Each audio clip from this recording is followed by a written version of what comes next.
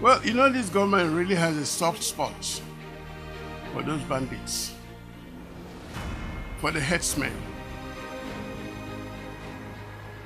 I use the expression with all sense of seriousness. It has a soft spot. Because these people carry AK-47 in broad daylight. Possession of weapon is an offense in itself, whether you use it or not. If police people search a house and they see a gun, they know an offense has been committed. But these people don't hide. Headsmen carry their AK-47. The bandits are there in the northwest, carry their AK-47 even to the marketplaces. So that they have not called them terrorists, I can understand. They have a soft spot. Because if you have no soft spot, why are you reluctant to call a man a terrorist? A man uses his anti-aircraft weapon and brings down a jet. You know how much each jet costs? For somebody to have the ability to shoot it down, the man must be a king in the bandit world. As it is today, there are so many bandit groups that our government has never really addressed. Instead, the attention of the government is on the Igbo land. Definitely not on the northwest. Not on the north central, where bandits, kidnappers, headsmen run large. They are at large. They are running everywhere, up and down, taking the life out of people, and nobody will ever arrest. And I put it to you that if you go to any police station today, you may not find any bandits awaiting trial. You won't. So the government has a convoluted mind scale that treats what it should not treat. In other words, it majors in the minor and minors in the major. The major threat to this country today is the terrorist action by the bandits. And as you know very well, the bandits are mainly Fulani with those they brought in from outside the country to join them. And they live in the forests. When you hear forests, I mean forests as large as Lagos State. And they have been there for decades. They have been treated with kid gloves. For you to be a successful politician, take care of them. Those in the northeast, the Boko Haram people, they are also looking for a country. They want to dismember Nigeria. Remember, they have already created an emirate with the army, as they call it, as the head of state. That one says his kingdom is all the Kanuri and Kanuri-related tribes. They don't hide it. They even have armored vehicles. They have all kinds of sophisticated weapons. They are so strong that they even attack military bases. But I'm not so sure your government is anxious to even brand them in the full names they deserve.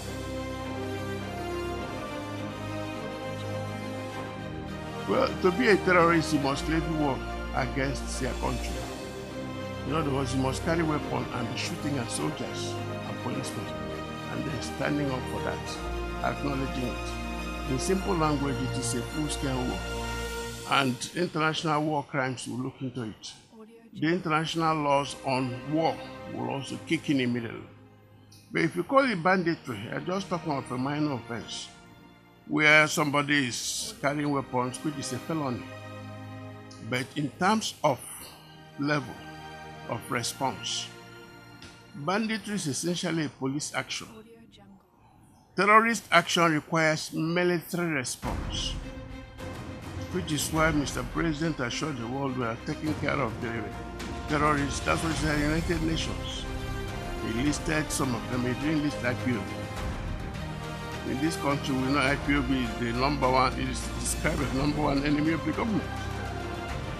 As it is today, the territories controlled by the bandits, also known as terrorists, and Boko Haram, also known as terrorists, will always be larger than the whole South put together.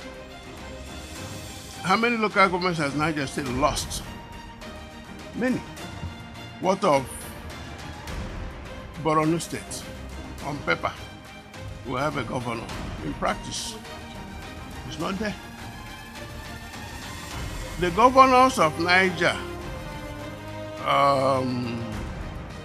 Zamfara, Katsina, Yobe, Borno, and of course parts of Adamawa, must come to terms with those who have heavier weapons. And I still find it strange that with the military strength of Nigeria, they cannot engage them in a full-scale war. They can, but they won't.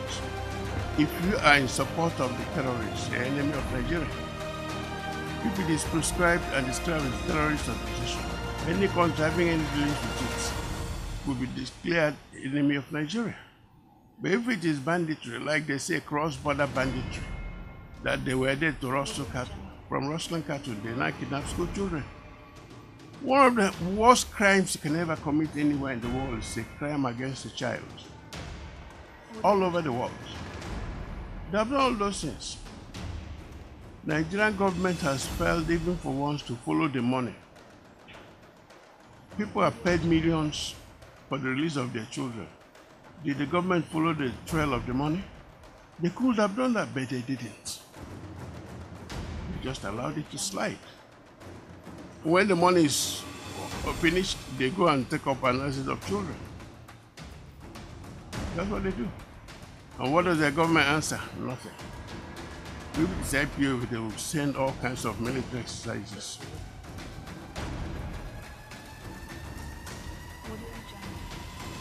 Well, I don't subscribe to the use of foreign mercenaries. You can always have military advisors. We have them all over the world. Officially, America has withdrawn from Iraq, but they still have their military advisors. So if you have military advisors, they are not in the war front. The war in Northeast and Northwest must be fought and won by Nigerians. All that is required is political will to engage in that war. If you come to shoot me in my house and I pick up a gun and shoot you back, will you say, why are you shooting me? Am I not an Igbo like you? Why did you shoot me first? Why did you come to my house if they're going to shoot me? So pretending that bandits are not terrorists is a disease of the mind, which is now affecting everybody.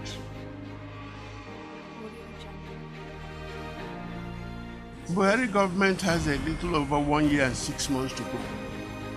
If it does not act correctly, this government will go down in infamy as the one that turned a blind eye to the activities of all those nefarious people, to the nefarious activities of all those people. So the government should get real. You have the soldiers. Soldiers are paid to fight.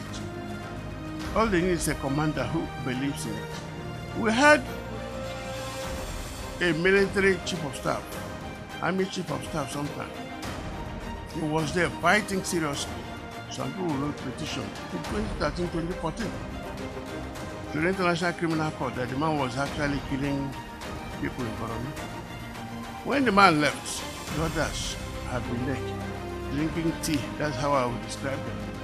Not doing the real fight. If it is a real fight, how can he spend 7 years fighting? 8 years fighting? If you know the supply line, why don't you cut it off?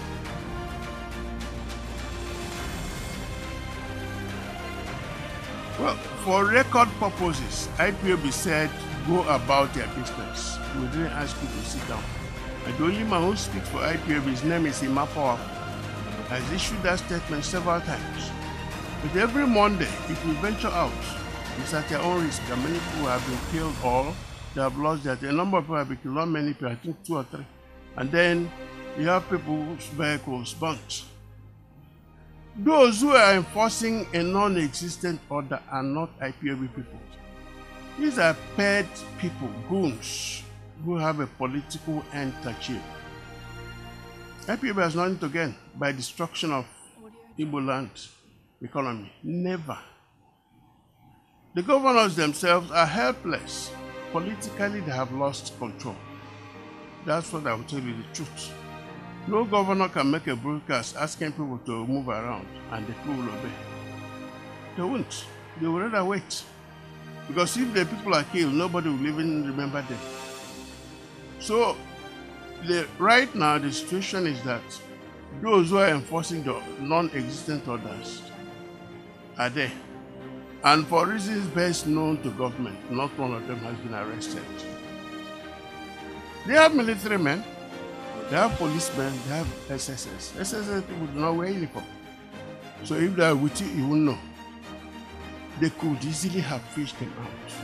What is happening in Anambra State, I want to zero in, is that the money bags, the heavyweights are there. They have too much money. Too much money, and we know at least two of them who don't expect to win, but rather they want to win at all costs. Each one will say, if it's not me, then nothing will happen.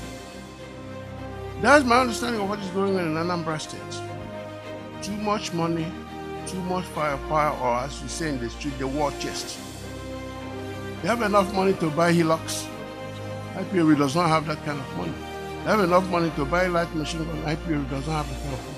They have enough money to move around in SUVs. IPOB does not have that kind of money. But the government knows what to do. That's why I have intelligence units. If it is failure of intelligence that is causing all these problems, why can't the government face the reality and move on? All I'm suspecting in Anambra is a precursor of what to expect in 2023. Like one man said recently, I think last week or two, that they should declare state of emergency in Igbo lands. I say yes, thank you, because you don't live in Igbo land. That's why I can make such rubbish statement. Let me tell you, every day vehicles go from all parts of Nigeria to Igbo land. True or false? Day and night. All kinds of vehicles, small vehicles, big vehicles. Do they go to the war front? No. There is something I call synchronized violence. Synchronized to give the full impression that this is a war zone, a war front. Commercial vehicles don't go to war front. You can't enter a bus at Ijora or at Oyibo to go to Meduguri or to go to Guzo or even go to parts of Niger State. They will tell you, we'll stop you at some place. Damboa is well known, but you can't get a vehicle direct. They will stop you somewhere, then you go and negotiate with bandits. Bandits will provide vehicle for you to move. Why should it be declared? Why should it be declared? Even the threat by INEC not to hold the election, that's farcical. That's the only way I can look at it. Because Borno State has been having elections. Yet for the past 12 years now, they have been at war with the rest of the country, yet they hold the elections. There's no part of Burundi that does not have a representative in the National Assembly, in the Burundi House of Assembly. If I'm telling lies, say so.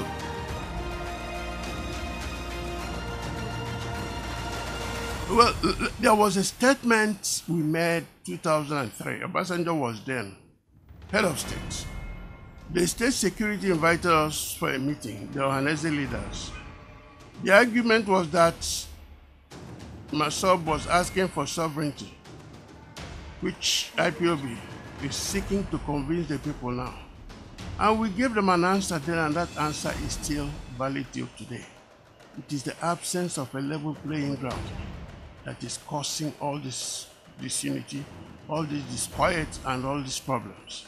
But if you can tackle it, everybody will become gainfully employed. And direct to your question, 2023, if you remember, before April, it was almost a done deal that all the parties will get their candidates from the south. And PDP was zooming in on southeast, on Igbo land. Suddenly, eruption occurred, where all kinds of men were there. If you know very well, the police headquarters shares a fence with the prisons. And all of them stay in what is called the fortress.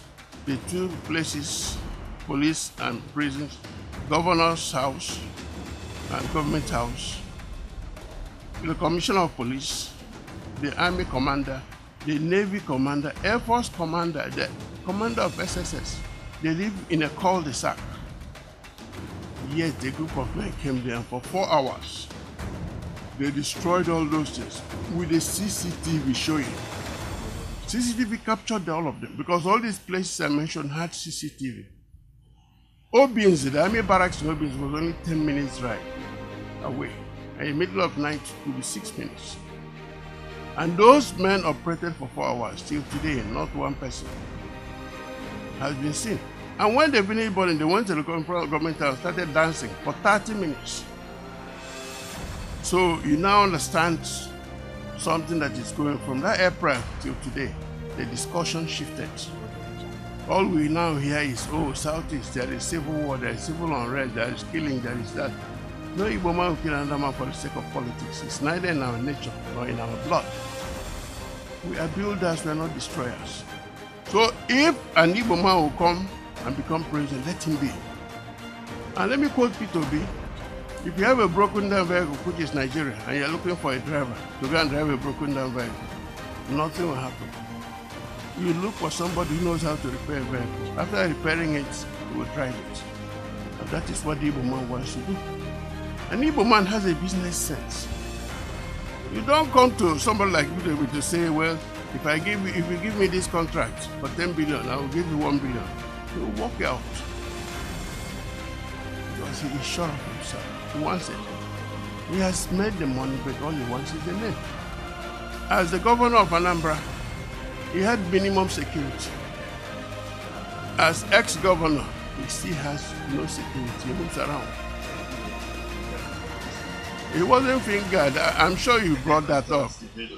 Let me tell you something. There is a hatchet job. When a hatchet job comes, first is the headline. Look at it. It's catchy. Then you read it. And what did the man say? That sometime in 2010, that his wife and daughter, through their lawyers in London, opened a Cayman account. There is a tax haven, and the company is being run or managed by trustees, one from New Zealand, not him, other people.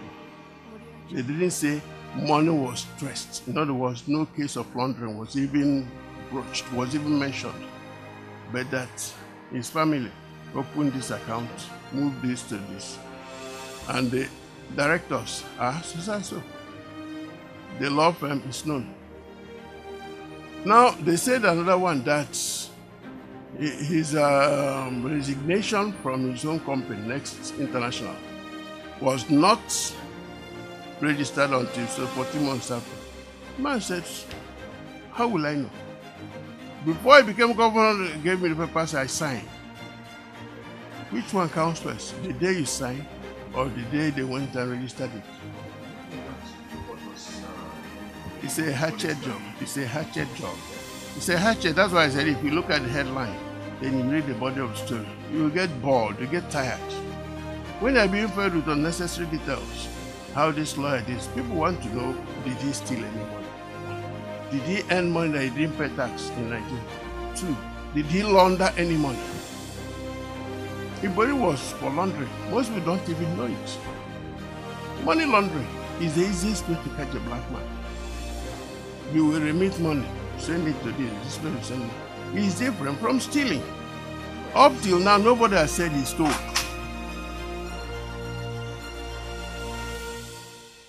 Well, I'm the lawyer to Ohanaeze. I led the legal team to go and observe what is going on. The last time the matter came up, they didn't produce Nnamdi Kanu. They said logistics didn't allow them. In other words, there was no vehicle to move him from the DSS office, which was a stone throw away, to the court premises. But the place was full of heavily armed state security officers. And we laughed. We knew they were looking for a way to detain him. They never said a word about how they brought him back to this country. That question, I'm sure, will be resolved in another court. And as you know how this is happening, by the time it's resolved, the present officials of this government may be out. And if they're out, the government of Nigeria will not produce 1 kobo to defend them. So they, from their own pocket, are going to defend themselves. Because brigandry is never a state action. It's never recognized. The matter is coming up this month, we'll all be there. For us, justice must not only be done, but must be seen to have been done. There are some states, all they do is how to get money from others. Every month, they must go to Abuja to get money. Where is the money coming from? Lagos will produce 70%. Rivers will produce 20%. Others will produce, some will produce nothing at all. A state like Kano will even get a huge chunk of the VAT. And yet, when he gets there, start destroying the bottles and they say we don't believe in alcohol. And yet you want to benefit from the alcohol. So in a simple language, I support the states going to court. And it's not the first time. When Obasanjo was there, remember, the present vice president was the Attorney General under Bola Tinubu. He went to court. Chief of staff to Bola Tinubu then was Fashola. Lagos State went to court on issue of planning and won that you cannot go to the state and start doing anything without the approval. And what was the issue? Federal Secretariat. Obasanjo's government quickly moved it to Babalaki, and before you know it, he wanted to do this and that. State government said, no, we are the approving authority. So it is in order. Test it. If there is anything like VAT in the Constitution, fine. If there's anything provided for called consumption tax, fine. But what Justice Palm held in his judgment was there was no room for that collection by the federal government. And under the Constitution, that you have the listed was exclusive. So you have the concurrent list, and that which is not listed at all. You have the one that is for states.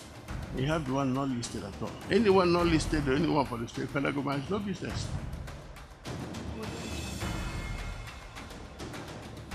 No. Actually, proscription is the federal high court today. It can only be done by the Attorney General of the Federation.